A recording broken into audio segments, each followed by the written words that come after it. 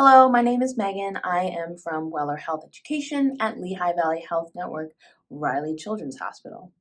And today I am back with a new series called Workplace Readiness. And in this video, we're going to be talking about email communication and how to use it in the workplace. In our next video in our Workplace Readiness series, we're going to be talking about email communication. So email is another common form of workplace communication. It's used for its speed, accessibility, and convenience. It's especially good for sharing information, particularly if it contains good or neutral news. It does have some disadvantages. Sometimes it can lead to miscommunication. Sometimes there may be a lack of security, and it may also be time consuming. And it's not always appropriate to use depending on the nature of the topic.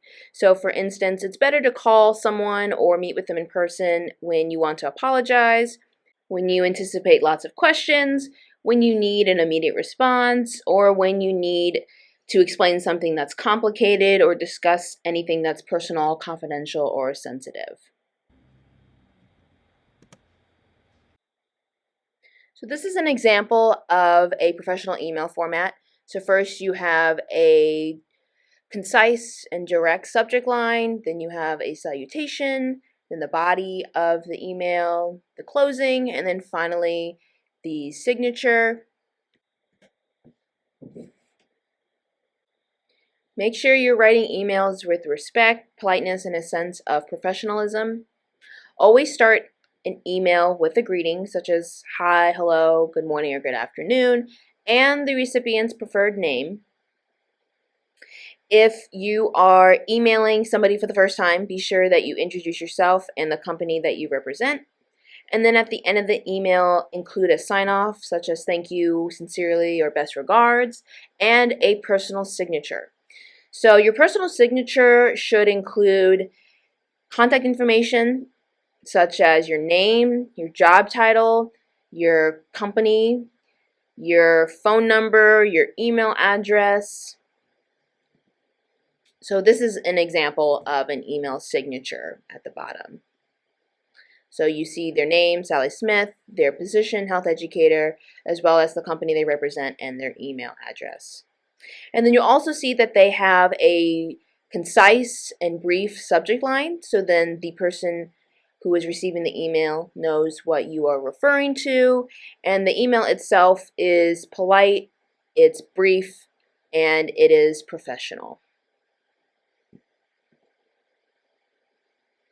However, in this email, this is what you should not do. So first of all, there's basically no subject line. And second of all, the message is completely inappropriate. It's not professional, it's making fun of somebody else, and essentially it's gossip.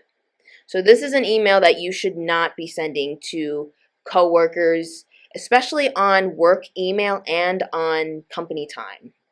It's very inappropriate and unprofessional.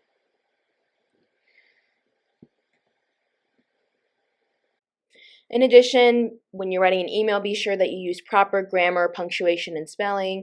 Before you send an email, you should read it over quickly just to make sure that everything looks good. And finally, use caution with reply all, CC, BCC, and forward.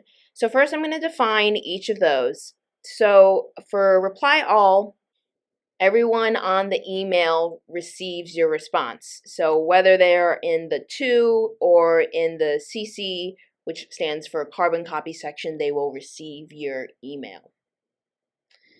CC stands for carbon copy. So this means that the email is sent to these individuals, but they may not be required to act or respond.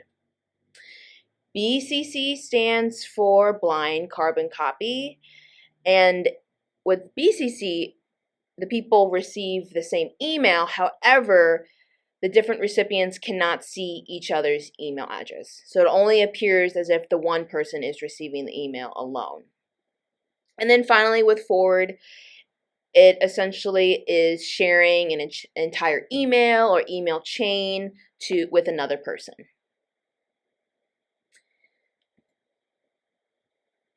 So now we're going to talk about when to use reply all, when to use carbon copy, and when to use blind carbon copy and forward.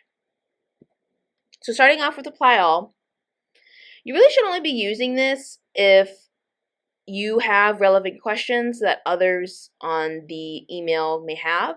So for instance, if your company is starting a new process and you want to have a better understanding of how it's going to work, then it's okay to reply all and ask the question about the new company policy so then others can see and have a better understanding of how the new company policy will work.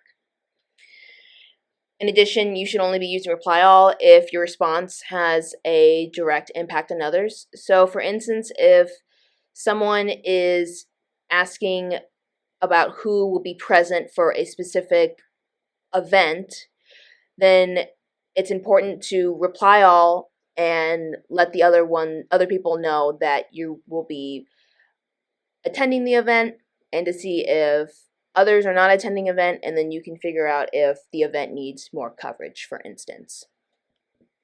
And then finally, you should only use reply all if you're scheduling a meeting with a small group, so about less than 10 people. So for instance, if you want to schedule a meeting, sometimes you have to go back and forth about what time works best for everyone. But in order to see what times work best for everyone, sometimes you have to let everyone know, so then you can find a common time to meet.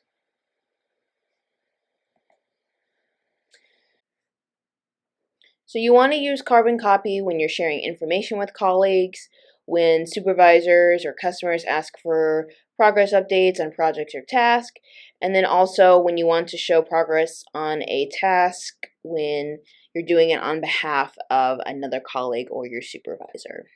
So basically, carbon copy is used to share information with others, and they don't necessarily have to reply or act. Next is blind carbon copy. So you only want to use this when you want to protect someone's email address and when you want to send an email to a group of people who do not need to discuss the topic in the future. You really should avoid using BCC on sensitive emails because you want to build trust by showing everyone who is receiving the email. And then also with forwarding an email, you only need to do that if you want to share information with a colleague or a supervisor. Again, forwarding can either be, you can either forward an email or you can forward an entire email chain. Sometimes you have to summarize the email first so then the recipient can catch up on what's going on. But if it contains sensitive information or private information, you may not be able to forward it. It just may be better to send a completely separate email instead.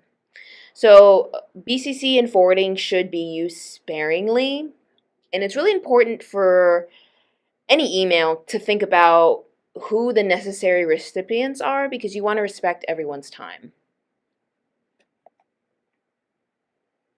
So when writing emails, be sure to avoid using emojis, exclamation points, and all caps. All caps can come off as yelling. You also don't want to email inappropriate jokes, comments, or images. And you also don't want to take over 24 hours to respond. If you're unable to respond within 24 hours, just let the sender know in advance. Acknowledge that the email was received and that you'll get back to them within later that day or within the week. And that also includes meetings. So be sure that when you receive a meeting invite that either you accept it or you decline it. And if you're unable to make it, just let the organizer know. And then same if you're sick or you're on PTO or personal time off, be sure that you set up automatic replies on your email so people within and outside of the organization knows that you're unavailable to respond to their emails. Also, avoid writing long emails. Keep them concise and direct and brief. And the same goes for the subject line. You just want to quickly share information with others. Also, avoid sending an email to the wrong recipient or spelling their names incorrectly. So for the next 2 slides, we're just going to go over some bad examples. So for this email has no subject, and also it has poor punctuation. It uses all caps for the word today, so it comes off as yelling. It doesn't have the proper grammar as well. So this email should not be sent to coworkers. You should have the proper greeting at the top, a direct and concise subject line, a sentence that is completely spelled out the correct way with a question mark, and then today should not be in all caps. It should all be lowercase. And then you should, of course, end with a sign off and then your personal signature. This is also not a great email to send out. Even though you have a subject that is brief and concise and you have a greeting and a sign off and your signature, it still has some mistakes in it. So for instance, the recipient's name is completely wrong. Their name should be Jane. If you see in the to line, it says jane.doe@gmail.com. And obviously the name in the email is Sarah, so that's incorrect. In addition, there's too many exclamation points next to the hi Sarah. 1 exclamation point is sufficient enough. You don't need 5 or 10. Also, this person uses emojis. So 1 emoji is okay, but you shouldn't go overboard and include a ton of emojis at the end of your email. Well, this concludes another video in our Workplace Readiness series. Thank you for listening. I hope you learned something about email communication in the workplace. Next, we're going to talk about other forms of workplace communication such as phone and virtual. Thank you.